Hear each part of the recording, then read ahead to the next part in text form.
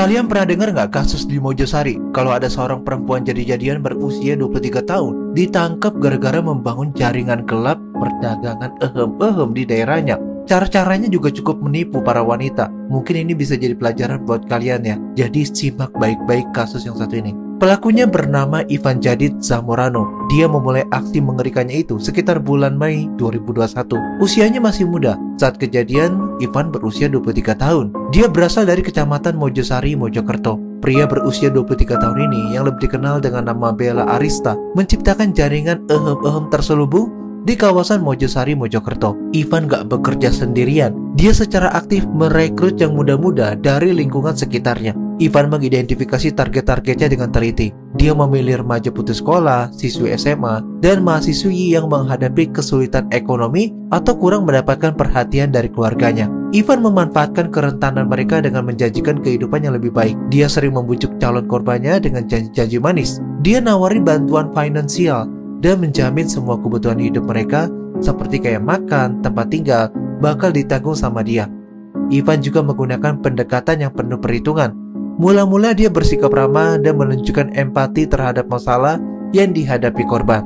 Dia menghabiskan waktu berbincang dengan mereka, baik secara langsung maupun melalui media sosial. Dia juga memberikan perhatian yang jarang mereka dapetin dari keluarganya.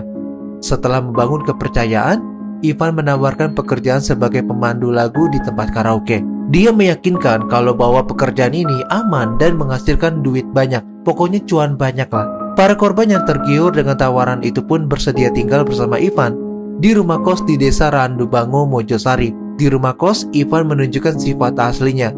Dia mengatur seluruh kehidupan para korban dengan ketat. Ivan melarang mereka membawa ponsel pribadi dan membatasi komunikasi dengan dunia luar. Gara-gara hal itu, mereka jadi bergantung sepenuhnya pada Ivan untuk kebutuhan sehari-hari. Ivan menjalankan bisnisnya dengan sistematis. Dia menggunakan foto dirinya yang berdandan cantik untuk menarik pelanggan melalui media sosial dan WhatsApp. Saat pelanggan tertarik, Ivan mengatur pertemuan dan berpura-pura sebagai wanita cantik. Ivan sering beralasan sedang dapat kepada pelanggan, lalu mengarahkan mereka kepada yang lain setelah ia siapkan sebagai penggantinya. Ivan menetapkan tarif bervariasi antara Rp400.000 hingga Rp1.200.000 untuk sekali kencan, tergantung kesepakatan dengan pelanggan. Dia menguasai seluruh hasil transaksi dan gak memberikan uang kepada korban. Sebagai gantinya, Ivan hanya menyediakan makan, tempat tinggal, dan kosmetik untuk mereka. Setiap kali korban menanyakan penghasilan mereka, Ivan selalu beralasan kalau uang tersebut disimpan untuk kebutuhan hidupnya. Para korban juga gak mampu melawan karena telah terjebak dalam lingkaran setan. Ivan mengancam akan mengusir mereka jika gak menuruti perintahnya.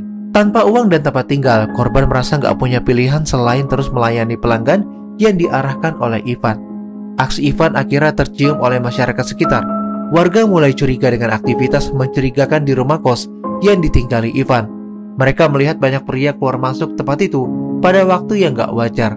Salah seorang warga memberanikan diri melaporkan dugaan praktik itu ke Polres Mojokerto. Kasat Reskrim Polres Mojokerto menerima laporan dari masyarakat tentang adanya bisnis ehem-ehem di wilayah Mojosari dan segera menindaklanjutinya. Polisi nggak langsung bertindak gegabah. Mereka melakukan penyelidikan mendalam untuk mengumpulkan bukti-bukti yang kuat. Petugas menyamar sebagai pelanggan dan menghubungi Ivan melalui media sosial yang ia gunakan untuk menawarkan jasanya. Setelah mendapatkan bukti yang cukup, polisi menyusun rencana penggerebekan. Mereka mempersiapkan segala sesuatunya dengan hati-hati untuk memastikan keamanan para korban dan pengumpulan barang bukti. Pada hari Senin 6 Desember 2021, tim Satuan Reserse Kriminal Polres Mojokerto bergerak maju menuju rumah kos di desa Randubango.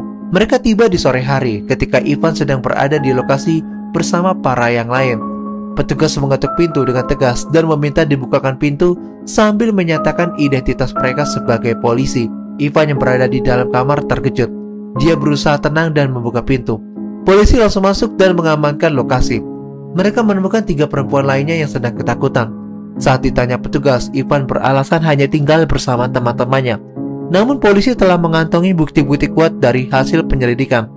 Petugas mengamankan ponsel yang digunakan untuk transaksi, alat-alat yang buat ehem-ehem, serta catatan pembayaran dari pelanggan. Mereka juga menemukan percakapan di WhatsApp yang menunjukkan transaksi Petugas langsung memberitahu Ivan bahwa dia ditangkap atas dugaan tindakan pidana. Ya jelaslah pidana apa ya. Ivan gak berkutik, dia digiring masuk ke mobil patroli, sementara para korban yang lain dievakuasi dan langsung mendapatkan pendampingan dari unit perlindungan perempuan dan Polres Mojokerto. Di kantor polisi, Ivan menjalani pemeriksaan intensif. Dia nggak bisa lagi berkelit dan akhirnya mengakui semua perbuatannya. Ivan mengakui telah merekrut korban, menentukan tarif, dan mengelola transaksi adegan pelanggan sejak Mei 2021. Dalam pengakuannya, Ivan menyatakan penyesalannya atas perbuatan yang telah ia lakukan. Atas perbuatannya, polisi menjerat Ivan dengan pasal berlapis. Dia pun menjalani masa hukuman yang sangat-sangat berat dan penjara minimal 3 tahun penjara atau maksimal 15 tahun penjara serta denda minimal 120 juta rupiah. Nah, untuk kasus yang kedua ini juga cukup unik sih. Kok bisa ya ada seorang suami tega menjual, lu bayangin aja, masa istrinya sendiri dijual sih demi bisa memenuhi kebutuhan sehari-hari. Gak habis pikir sih, kok bisa ya setega itu. Jadi awalnya tuh ya, berawal dari pasangan asal Mojokerto juga nih. Pelaku bernama Hasan Mubarok berusia 25 tahun asal Kelurahan Temas, Kota Batu. Hasan menjalani kehidupan yang tampak biasa di mata tetangga sekitar. Dia menikah siri dengan NPK pada April 2017, membentuk keluarga kecil yang sederhana. Sehari-hari Hasan bekerja serabutan untuk menghidupi keluarganya, namun penghasilannya selalu gak mencukupi untuk memenuhi kebutuhan rumah tangga. Desakan ekonomi semakin terasa ketika mereka ingin merayakan ulang tahun anak mereka dengan layak, dan ya pokoknya sulit banget diwujudin deh. Di balik wajah lelah seorang kepala keluarga, Hasan menyimpan fantasi menyimpang yang selama ini ia pendam rapat-rapat. Hasrat untuk melakukan hubungan bertiga bersama istrinya dan pria lain itu membara dalam pikirannya. Tekanan ekonomi dan dorongan fantasi ini menjadi kombinasi berbahaya yang menggerogoti akal sehatnya setiap hari. Agustus 2024 menjadi titik balik dalam kehidupan keluarga kecil tersebut. Hasan menemukan komunitas di media sosial yang membahas praktik bertiga tanpa berpikir panjang. Dia mulai menawarkan, ya kalian tahu lah ya, menawarkan bojonya untuk layanan bertiga di Kota Batu melalui grup Facebook dengan tarif 1,5 juta rupiah untuk sekali kencan. Hasan melihat peluang untuk mendapatkan uang cepat sekaligus menyalurkan fantasi gilanya. NPK, istri siri Hasan yang juga berusia 25 tahun, awalnya menolak ajakan suaminya. Dia nggak pernah membayangkan akan terjebak dalam praktik yang melanggar hukum dan norma sosial. Namun tekanan emosional dan ekonomi ditambah bujukan Hasan yang terus-menerus akhirnya melumpuhkan pertahanan dirinya. NPK menyerah dan menuruti keinginan suaminya dengan hati yang hancur. Pada hari Senin 2 September 2024, Hasan kembali menawarkan layanan tersebut di grup Facebook. Tawarannya menarik perhatian seorang pria berinisial AB yang tertarik dengan penawaran itu. Setelah komunikasi singkat, AB sepakat dan membayar uang muka sebesar Rp200.000 kepada Hasan. 2 hari kemudian pada hari Rabu 4 September 2024, AB menghubungi Hasan untuk memastikan transaksi mereka. Hasan mengkonfirmasi tarifnya 1,5 juta rupiah untuk sekali kencan, dan mereka mengatur pertemuan untuk keesokan harinya, Kamis 5 September 2024, sekitar pukul 4 sore. Hasan dan NPK bertemu dengan AB di Hotel Raden Wijaya, Kota Mojokerto. AB menyewa kamar nomor 229 seharga Rp425.000 untuk pertemuan itu. Di dalam kamar hotel, mereka bertiga melakukan hubungan setelah AB membayar 1 juta rupiah kepada Hasan dengan sisa pembayaran Rp300.000 yang dijanjikan akan diberikan setelah selesai. Tanpa mereka sadari, informasi tentang kegiatan terlarang ini ternyata telah sampai ke telinga polisi. 1 jam kemudian, sekitar pukul 5 sore, petugas Satreskrim Polres Mojokerto melakukan penggerebekan di kamar itu. Polisi menemukan ketiganya dalam keadaan ya tanpa sehelai benang pun di atas ranjang setelah melakukan hubungan Hasan, NPK, dan AB langsung diamankan di tempat. Kasus ini menghancurkan kedua keluarga. Keluarga NPK merasa sangat malu dan kecewa, terutama karena nama baik keluarga tercoreng di lingkungan sekitar. Mereka prihatin dengan kondisi psikologis NPK yang menjadi korban dari suaminya sendiri, dan hal itu menjadi beban moral bagi keluarganya. Sementara itu keluarga Hasan juga terpukul dan gak menyangka anak mereka terlibat dalam kasus yang pokoknya sulit banget dibayangin deh lur. Uang hasil transaksi selalu dipegang oleh Hasan. NPK gak pernah menerima bagian secara langsung kecuali untuk kebutuhan rumah tangga yang dipenuhi seadanya. Dalam hatinya, NPK merasa tertekan dan kehilangan harga diri, namun gak berani melawan keputusan suaminya. Setelah penangkapan, NPK diposisikan sebagai korban dan mendapatkan pendampingan psikologis untuk membantu pemulihannya. Sementara Hasan harus mempertanggungjawabkan perbuatannya di hadapan hukum. 4 bulan setelah penangkapan, pada hari Rabu 8 Januari 2025, sidang putusan terhadap Hasan Mubarok digelar di ruang Cakra Pengadilan Negeri Mojokerto. Sidang yang dimulai sekitar pukul 16:48 WIB ini dipimpin oleh Ketua Majelis Hakim Franciscus Wilfridus Mamo. Jaksa penuntut umum Ismiranda Dwi Putri membacakan tuntutan dan Hakim akhirnya menjatuhkan vonis hukuman penjara 5 tahun serta denda 200 juta rupiah subsidiar 6 bulan kurungan kepada Hasan karena terbukti melakukan tindak pidana dengan melakukan hal yang sangat sulit dibayangkan.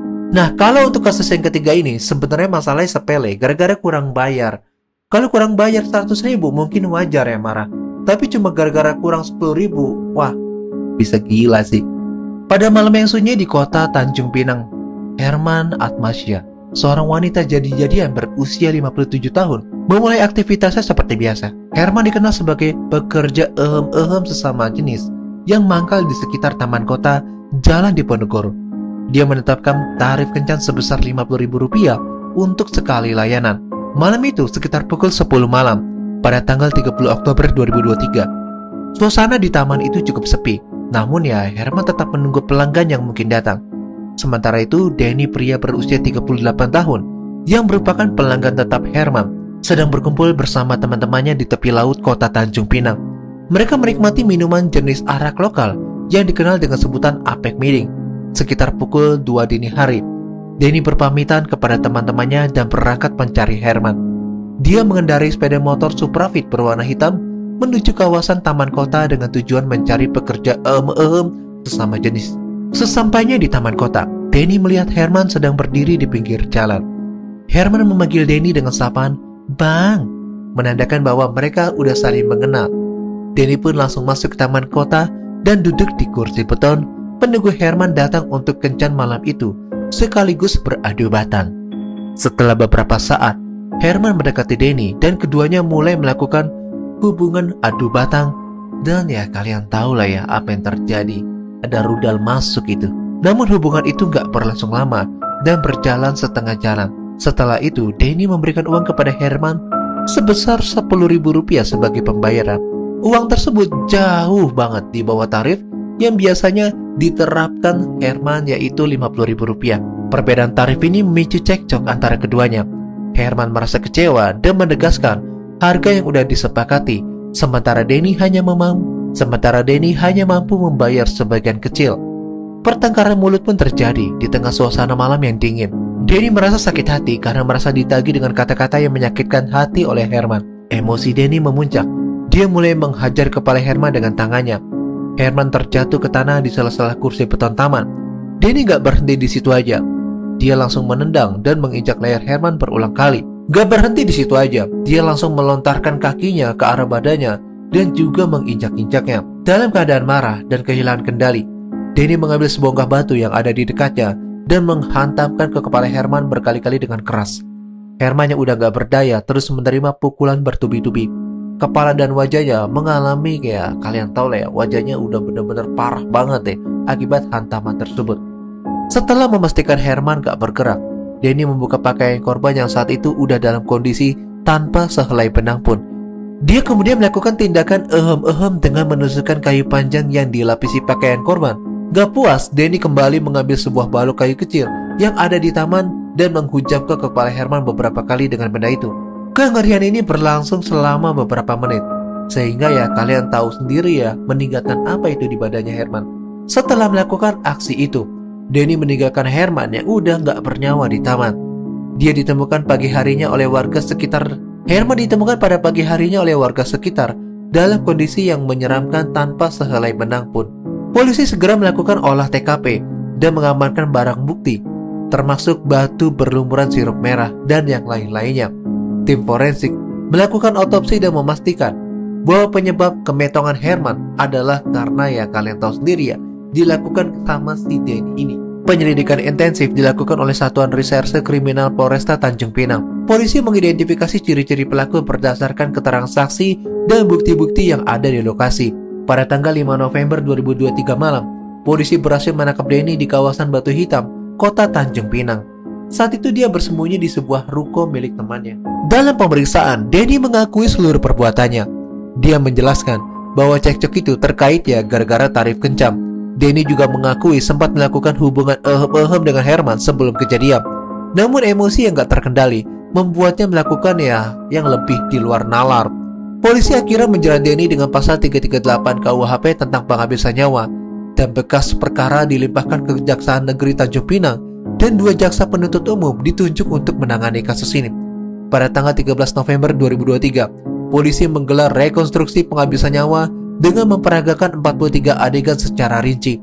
Adegan tersebut meliputi awal mula pertemuan, hubungan cekcok tarif, hingga yang sangat gak habis pikir sih. Adegan paling menentukan adalah saat Denny menghujamkan beberapa, kalian tahu lah ya, jotosan ke kepala si Herman ini dengan berulang kali, serta itu loh di vitalnya korban. Aduh, gak habis pikir deh. Proses persidangan berjalan dengan penuh perhatian. Pada tanggal 1 April 2024, Pengadilan Negeri Tanjung Pinang menjatuhkan vonis kepada Denny. Majelis hakim menyatakan Denny terbukti secara sah dan bersalah, meyakinkan melakukan tindak pidana dengan sengaja, dan Denny pun dijatuhi hukuman penjara selama 15 tahun.